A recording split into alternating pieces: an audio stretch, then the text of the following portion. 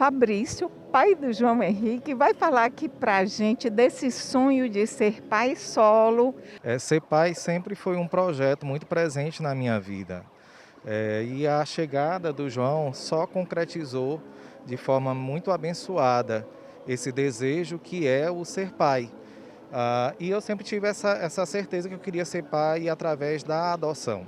Aquele primeiro momento de contato, que foi lá em 2013, ali para mim eu já tinha certeza que o João Henrique era meu filho e eu ali me tornava pai, não somente pelo desejo, mas pela concretização de existir uma vida que precisava ser amada, que precisava ser resgatada, que precisava ser acolhida.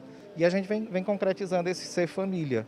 Eu, pai, solo, ele, meu filho. Às vezes ele diz assim: pai, quando é que a gente vai aumentar a nossa família? Quando é que eu vou ter uma irmãzinha? Fala aí para a gente quais os maiores desafios e as maiores alegrias de estar com seu filho. E a gente sabe que para a adoção não é uma coisa simples. Então, o que você achou de mais desafiador no processo? O grande desafio, sem dúvida, foi a espera. Para o João estar comigo foi algo até rápido, né? A gente se conheceu em 2013, 2014, janeiro de 2014, já acontecia a audiência da guarda. Então, em 2014, o João já passava a morar comigo. Mas até a concretização do processo de adoção, que foi somente em 2018, aí já levou um tempinho. E esse tempinho acaba, de certa forma, causando algumas angústias, algumas inseguranças, porque, de fato, eu já era pai do João Henrique, sou pai do João Henrique, mas eu precisava ter isso de forma legal, né? Precisava dar ao João Henrique o meu sobrenome e a garantia ali, na sua certidão de nascimento, que ele tem um pai, né? E esse pai que ama, esse pai que erra, né? Que acerta, e isso é muito importante. Agora, a grande alegria e os grandes desafios enquanto pai, né, eu acredito que como pai solo não difere também dos pais que, de certa forma, têm uma companheira ou um companheiro para partilhar essa educação. O grande desafio talvez seja isso, né? Porque tudo sou eu que tomo a decisão somente e isoladamente. Na realidade, a grande força nesse processo é ele mesmo, ele que me dá essa força. Às vezes eu me sinto cansado, lógico, como qualquer ser humano, mas quando eu olho para o João e olho a forma como ele vem crescendo e vem vencendo a vida, isso me dá forças assim para superar bastante coisa. Ele, na realidade, é a minha grande motivação.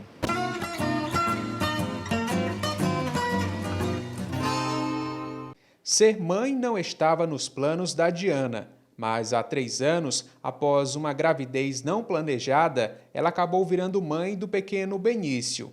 Desde então, ela vem aprendendo dia a dia a desempenhar esse papel e a enfrentar as dificuldades de criar o filho, sem a presença do pai. Não foi bem uma decisão, né? Acabou acontecendo. O pai dele não quis, de uma certa forma, assumir a criação dele junto comigo.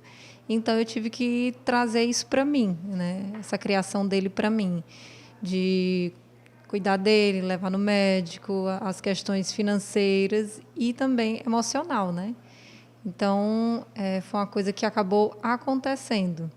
Não é uma coisa que a gente decide, né?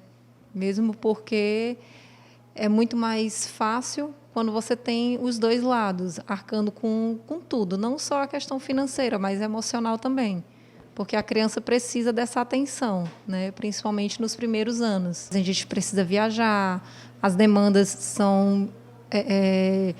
não é todo dia que é a mesma coisa, e apesar de trabalhar até 1 hora, às vezes eu preciso trabalhar à tarde, às vezes eu preciso trabalhar à noite, então eu tenho que me organizar com relação a isso. Então, é toda uma organização, um jogo de cintura que a gente tem que fazer.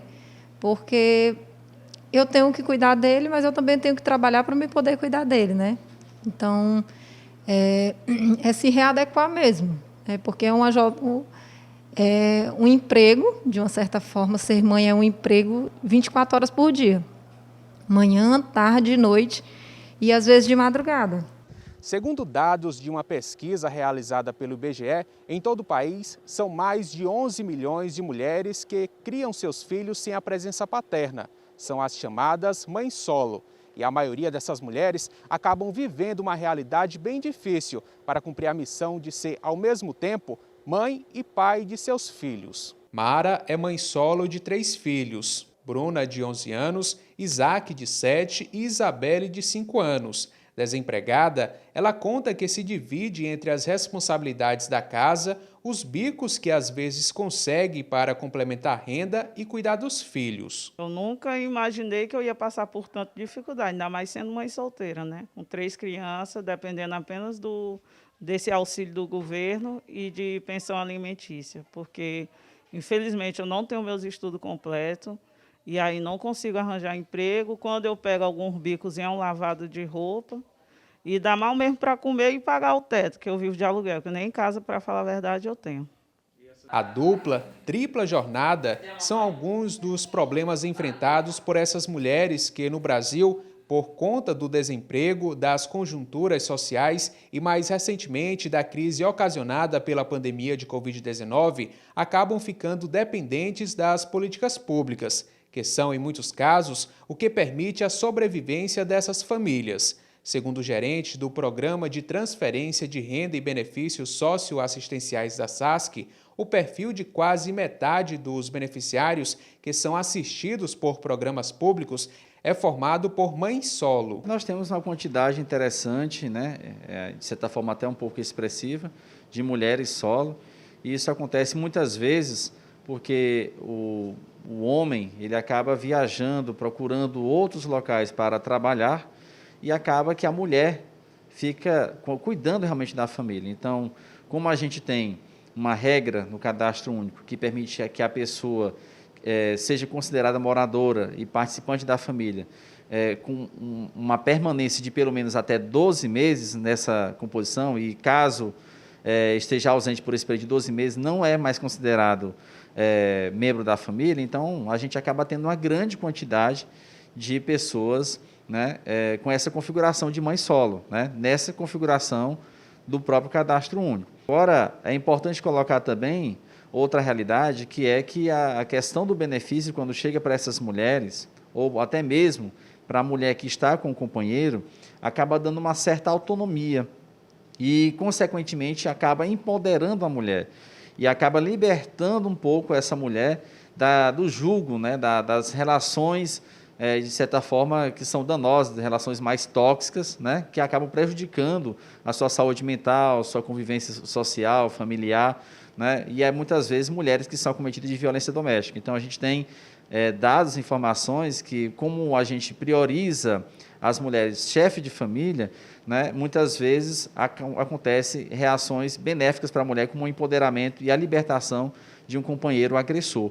Então, isso é muito interessante, né? Então, são esses 2 fatores que nós encontramos aqui, fatores relacionados ao empoderamento da mulher e que muitas vezes acaba se separando do companheiro que é agressor, e também a relação de mulheres, né, que muitas vezes têm um abandono temporário ou pelo companheiro, que acaba essa mulher assumindo toda a responsabilidade pela família. Porém, mesmo com todos os obstáculos e dificuldades na criação dos filhos, Mara e Diana contam que ser mãe ainda é algo maravilhoso e que elas não abrem mão de forma alguma de ser.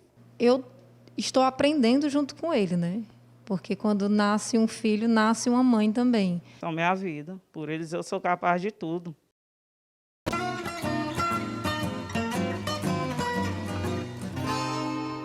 O Coletivo Mulheres da Guia, ele trabalha com mulheres que surgiu, né? O grupo surgiu num momento de vulnerabilidade que foi a pandemia. A gente está aqui para ajudar as mulheres do bairro, né? Do bairro Nossa Senhora da Guia, que trabalha com as mães solos, as mães negras, que foram as mais prejudicadas com a pandemia, né?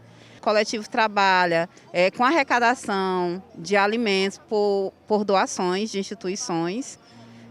O coletivo também trabalha com a formação dessas mulheres em relação à violência contra a mulher, à violência doméstica, para que essas mulheres saibam o seu papel diante da sociedade, né? Dessa sociedade machista aí que penaliza a mulher.